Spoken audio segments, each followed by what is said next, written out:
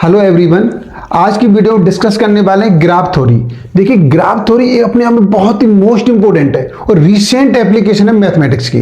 तो इसे समझने के लिए बेसिक जो टर्मिनोलॉजी है वो हमें समझ में आना चाहिए। तो आज की इस वीडियो में बेसिक टर्मिनोलॉजी को डिस्कस करने वाले हैं। आप इसे बिल्कुल ध्यान से समझेंगे। अगर ये बेसिक कॉन्सेप्ट हमारा क्लियर हो गया तो बाकी तो ग्राफ थ्योरी कुछ है ही नहीं। ध्यान से समझिए। तो यहाँ पर मैं सबसे पहले डिस्कस करने जा रहा हूँ कि देखिए ग्राफ, तो ग्राफ क्या है। तो अ ग्राफ इज क्या, mathematical structure consisting of two sets, ठीक है, वी एंड ई। इसी ग्राफ थ्योरी के अंदर दो ही चीज कॉन्सेप्ट मिलेगा, एक वी का मिलेगा और एक ई का मिलेगा।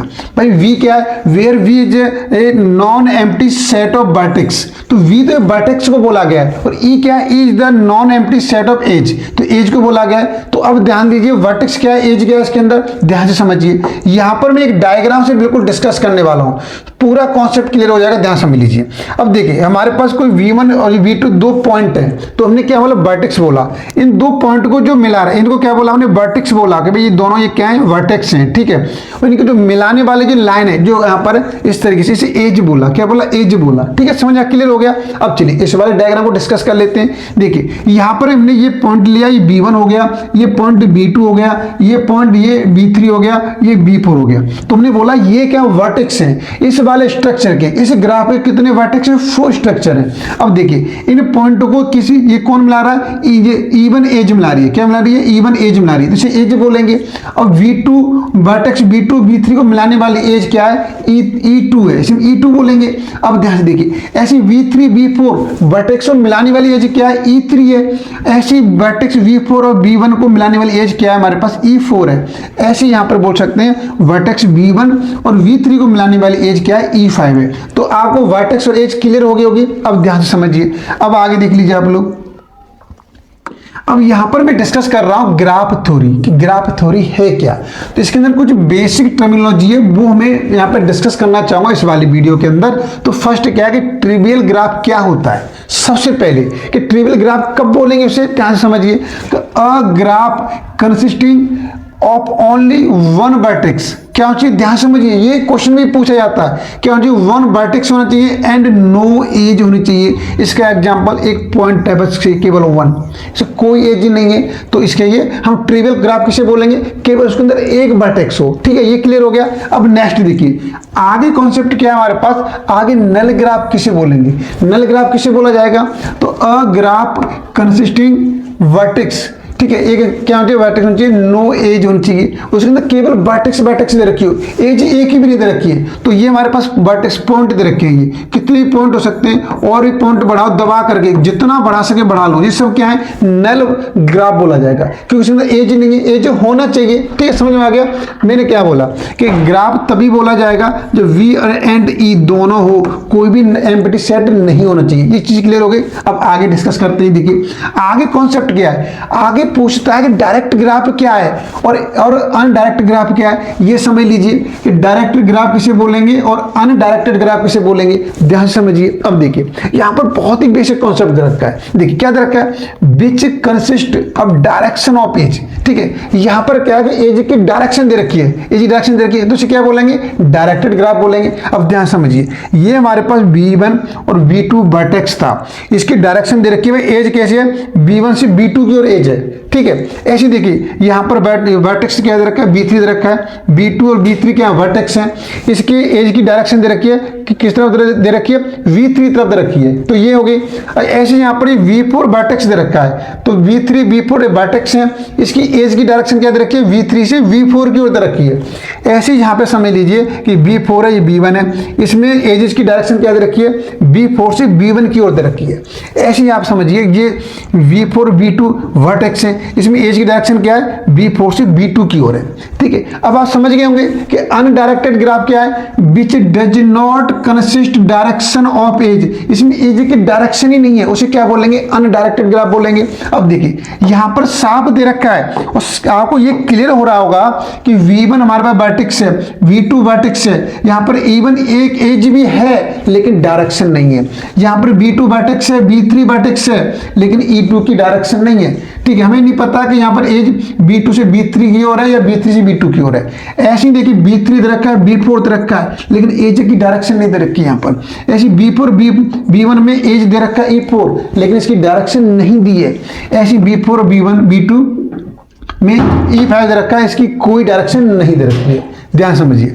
अब आगे आगे क्या कॉन्सेप्ट है, आगे मैं यहाँ पे डिस्कस कर रहा हूँ सेल्फ लूप किसे बोलेंगे। देखिए ये टर्मिनोलॉजी में यहाँ पर क्या करना है, डिस्कस करना है। तो सेल्फ लूप क्या है, इसे समझिए कि an edge which start and end at same, मतलब एक ऐसा लूप है, एक ऐसा स्ट्रक्चर है जहां से स्टार्ट होता है वहीं पे खत्म हो जाता है। So vertex is called self loop. ऐसे क्या बोलेंगे, ऐसे को वर्टेक्स क्या बोलेंगे हम, ऐसा वर्टेक्स जहां से स्टार्ट हुआ वहीं पे खत्म हो जाए, ऐसा स्ट्रक्चर है, उसे सेल्फ लूप कहेंगे। देखिए ध्यान से, ये हमारे पास क्या था, V1 वर्टेक्स है, V2 वर्टेक्स है, V3 वर्टेक्स है, V4 वर्टेक्स है। यहाँ पर देखिए ये इसकी एजेज हो गई। अब यहाँ पर क्या कि ये यहाँ से स्टार्ट गया, ऐसे करके यहीं पर आ गया, यहीं से स्टार्ट हुआ यहीं पर खत्म हुआ, तो इसे क्या बोलेंगे, सेल्फ लूप बोलेंगे। ठीक है, तो इसे क्या बोला जाएगा, सेल्फ लूप बोला जाएगा। तो ये आपको मालूम होना चाहिए। अब आगे देखिए, आगे कॉन्सेप्ट क्या है, आगे जो हमारे पास प्रॉपर एज किसे बोलेंगे। देखिए प्रॉपर एज, तो ये कभी कभी आपको क्वेश्चन पेपर में डिफाइन करने के लिए पूछता है, तो इस तरह जान लीजिए। अब ध्यान से देखिए क्या दे रखा है, an edge which is not self loop. इसमें क्या हो, इस एज की कोई सेल्फ लूप नहीं है, सेल्फ लूप नहीं है, उसे क्या बोलेंगे, प्रॉपर एज बोलेंगे भाई। ठीक है, और देखिए मल्टी एज क्या है, मल्टी एज विच टू और मोर। ध्यान समझिए, इसमें प्रॉपर एज का, इसमें कोई भी सेल्फ लूप नहीं होनी चाहिए। ठीक है, अब मल्टी एज किसे बोलेंगे, विच टू और more edge in a graph have identical end points, ठीक है, आर कॉल्ड मल्टी एज। ध्यान से समझिए। अब मैं यहाँ पर एक इस डायग्राम से यहाँ पर क्लियर करने वाला हूँ। देखिए यहाँ पर क्या दे रखा है कि V1 वर्टेक्स था, V2 वर्टेक्स था, V3 वर्टेक्स है हमारे पास, V4 वर्टेक्स है, ये दे रखा V1 V2 एज E1 दे रखी है। अब देखिए, अब कुछ इसमें जो एज दे रखी है वो क्या दे रखी है, वो 2 और मोर दे रखी है। ध्यान समझिए, इसमें देखिए अब यहाँ पर क्या है, E2 है हमारे पास, इसे आप E6 हो गया, E7 डाल सकते हैं। अब V2 और V3 को देख लीजिए, V2 V3 क्या है हमारे पास, देखिए V2 V3 ये वर्टेक्स दोनों का एक ही है। E2 E7 का जो हमारे पास एज दे रखी है, E2 दे रखा है, E7 दे रखा है, इसका वर्टेक्स का B2 है, इसका B3 है। तो ये भी क्या है हमारे पास, E2 भी क्या है हमारे पास, यहाँ पर E2 भी क्या बोला जाएगा, मल्टी एज में आएगा। ठीक है, मल्टी एज में आएगा, नहीं आएगा यहाँ पर। अब जो V1 जो वर्टेक्स है, यहाँ से देखिए एक तो एज हमारे पास ये निकल के जा रही है इसकी, और एक एज ये निकल के जा रही है, और एक एज ये निकल के जा रही है। तो ये सब क्या है, तो ये इसे बोला जाता है मल्टी एज बोला जाता है। ठीक है, तो मल्टी एज क्लियर हो गया होगा। अब आगे जो टर्मिनोलॉजी क्या है हमारे पास, आगे देखिए यहाँ पर आगे ग्राफ। अब ग्राफ को समझ लीजिए भाई, ग्राफ को कैसे डिस्कस करेंगे, ध्यान से समझिए। ग्राफ क्या है, जो ग्राफ के टाइप होते हैं हमारे पास, एक होता है सिंपल ग्राफ, एक होता है मल्टी ग्राफ, एक होता है स्यूडो ग्राफ होता है। ये क्या है, इनको समझेंगे आप लोग, ध्यान समझिए। सिंपल ग्राफ क्या है, देखिए पहले सिंपल ग्राफ को डिस्कस कर लेते हैं। देखिए बहुत अच्छा कॉन्सेप्ट है सिंपल ग्राफ को। देखिए सिंपल ग्राफ को डिस्कस करेंगे, does not contain any self loop and multi edge. Multi edge समझ में आ गया, इसमें क्या हो, किसी भी वर्टेक्स से 2 और मोर देन क्या है, यहाँ पर क्या हो, एज जो उसे मल्टी एज बोलते हैं। तो इसमें does not contain any self loop नहीं होना चाहिए और मल्टी एजेज नहीं होना चाहिए, उसे सिंपल ग्राफ बोलेंगे। देखिए यहाँ पर मैंने ये डायग्राम से डिस्कस किया है, आपको समझ लीजिए। यहाँ पर देखिए V1 वर्टेक्स है हमारे पास, V2 वर्टेक्स है, V3 वर्टेक्स है, इनकी एजेज सिंगल दे रखी है, कोई भी यहाँ पर न तो कोई लूप दे रखा, ना मल्टी एजेज दे रखी। अब मल्टी ग्राफ क्या है हमारे पास, ध्यान समझिए कि does not contain self loop, उसके अंदर सेल्फ लूप नहीं होना चाहिए, लेकिन बट कंटेन मल्टी एजेज होना चाहिए। तो मल्टी ग्राफ किसे बोलेंगे, सेल्फ लूप नहीं हो लेकिन मल्टी एजेज होनी चाहिए इसके अंदर। ध्यान समझिए, ये वर्टेक्स हो गया V1, V2 वर्टेक्स हो गया, V3 वर्टेक्स हो गया। इसके अंदर देखिए V2 V3 की 2 एज हो गई, E1 E2 E3, इसे आप चाहो तो E4 डाल दीजिए यहाँ पर इस तरीके से। ठीक है, तो इसके यहाँ ये क्या हमारे पास, जैसे मल्टी एज हो गई हमारे के अंदर। मल्टी एज में आप क्या हो, किसी वर्टेक्स की 2 मोर देन क्या हो जाए, एजेज हो जाए, तो उसे क्या बोलते हैं, मल्टी एजेज बोलते हैं। तो इसी वाले ग्राफ को क्या बोला जाएगा, मल्टी ग्राफ बोला जाएगा। अब आगे लास्ट वाला बच्चा, इसे समझ लीजिए, ये बहुत अच्छा, देखिए इसे समझिए। सीडो ग्राफ क्या होता है भाई, सीडो ग्राफ तो अब क्लियर हो गया होगा। कंटेन बोथ सेल्फ लूप होना चाहिए, मल्टी एजेज होना चाहिए। तो हम स्यूडो ग्राफ उसे बोलेंगे जिसके अंदर सेल्फ लूप भी हो और क्या हो, मल्टी एजेज हो। तो देखिए यहां पर क्या है कि ये B1 वर्टेक्स हो गया, B2 वर्टेक्स हो गया, B3 वर्टेक्स हो गया। इसके अंदर एक तो सेल्फ लूप आ गया भाई, ठीक है। अब देखिए V1 B2 की एक एज E1 हो गई, E2 एक दूसरी एज क्या हो जाएगी, E4 हो जाएगी। तो E1 या B1 और B2 के बीच में कितनी एजेज है, 2 एजेज है। तो यहां पर ये मल्टी एजेज भी हो गया, सेल्फ लूप हो गया। इसे क्या बोला जाएगा, स्यूडो ग्राफ बोला जाएगा। तो आपको याद होना चाहिए सिंपल ग्राफ के अंदर क्या होना चाहिए, उसके अंदर डज नॉट क्या होना चाहिए, न तो सेल्फ लूप होना चाहिए, नहीं मल्टी एजेज होना चाहिए। और दूसरा क्या था हमारे पास, मल्टी ग्राफ के अंदर सेल्फ लूप नहीं होना चाहिए, सही है। और क्या होना चाहिए, यहाँ पर मल्टी एजेज होना चाहिए।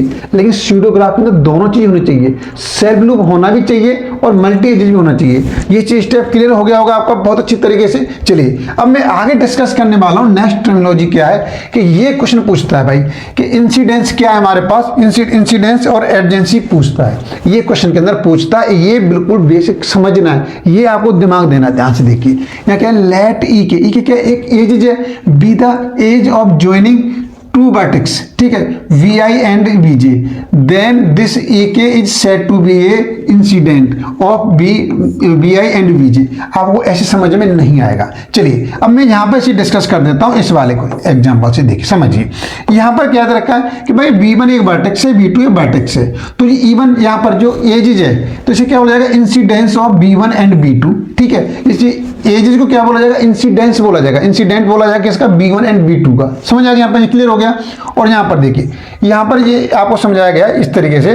तो आप यहाँ पे देख लीजिए कि V1 हमारे पास वर्टेक्स हो गया, V2 वर्टेक्स हो गया, इसकी एजेज E1 है, तो ये क्या है, इंसिडेंस है। तो ऐसे देखिए V3 और V4 की यहाँ पे इंसिडेंस क्या है, E4 है। ऐसी B2 B4 की इंसिडेंस क्या है, E2 है हमारे पास। ऐसे यहाँ पर B4 और B1 वर्टेक्स की इंसिडेंस क्या है, E3 है। अब लेकिन जब आपसे एडजेंसी पूछा जाता है तो इसका रिप्लाई क्या आएगा, भैया एडजेंसी क्या है। देखिए ध्यान समझिए, two vertex are said to be adjacent बोलते हैं if there is an edge joining these vertex. देखिए अब V1 B2 को यहाँ पर अगर E1 दे रखा है तो E1 क्या है, यहाँ पर इंसिडेंस है of B1 and B2।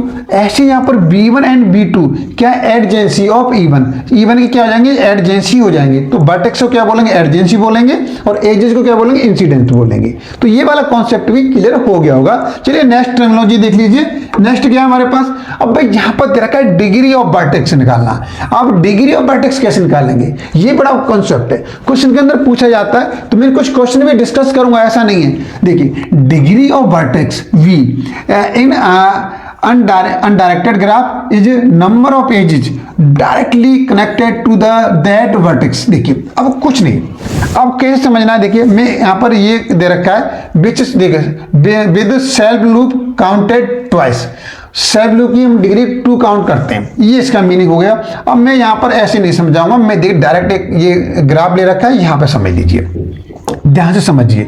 Directed graph, यहाँ पर इसकी डिग्री निकालनी है, तो कैसे निकालेंगे, तो डायरेक्ट यहाँ पर देखिए दे रखा है इन डिग्री क्या है, if vertex V number of edges which has V as यहाँ पर टर्मिनल वर्टेक्स, ठीक है। तो यहाँ पर ये बोल रहा है कि भाई अगर डायरेक्टेड ग्राफ है तो उसकी डायरेक्शन भी होगी।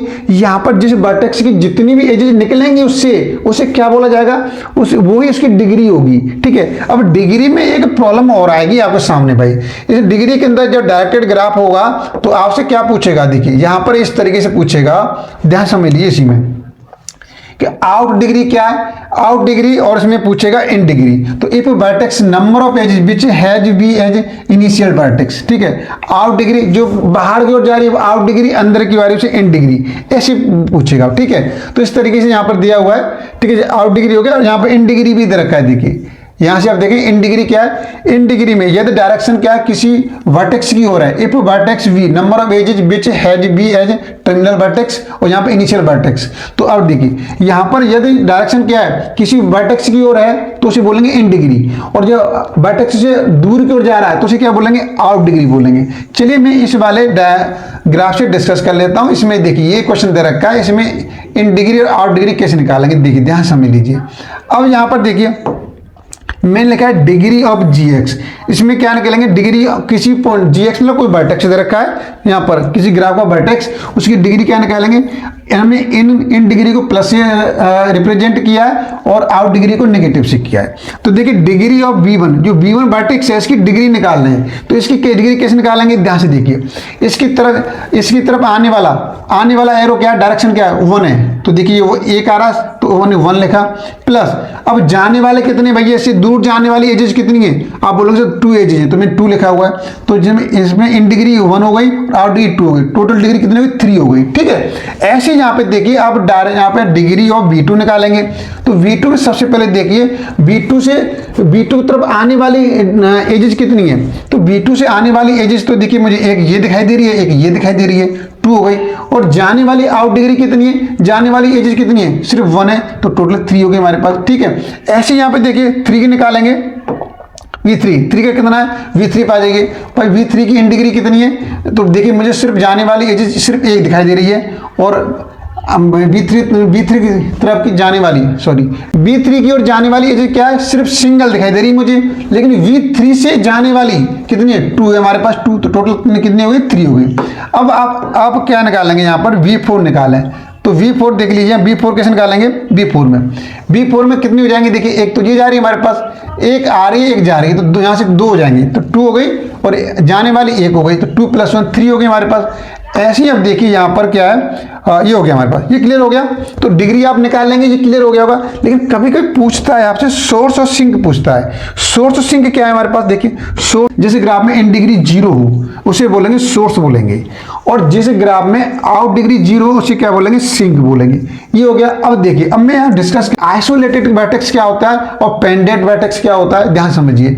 अगर यहाँ पे ये दिया हुआ है वर्टेक्स हैविंग डिग्री 0, कोई वर्टेक्स है उसकी डिग्री 0 है, ठीक है, तो उसे क्या बोलेंगे, आइसोलेटेड वर्टेक्स बोलेंगे। अगर जहाँ पेंडेंट वर्टेक्स क्या है, वर्टेक्स हैविंग डिग्री 1, अगर जिसकी डिग्री 1 है उसे क्या बोलेंगे, पेंडेंट वर्टेक्स बोलेंगे। तो ये तो अच्छा कॉन्सेप्ट है, जिसकी डिग्री 0 है उसे आइसोलेटेड वर्टेक्स बोलेंगे, और जिसकी डिग्री 1 है उसे क्या बोलेंगे, पेंडेंट वर्टेक्स बोलेंगे। ठीक है, अब आगे देखिए नेक्स्ट, ऐसे अब यहाँ पे देखिए मैंने कुछ क्वेश्चन लेकर आया हूँ आप लोगों के लिए, अब इसमें ट्राई कीजिए कि किस तरीके से क्वेश्चन सॉल्व किया जाए।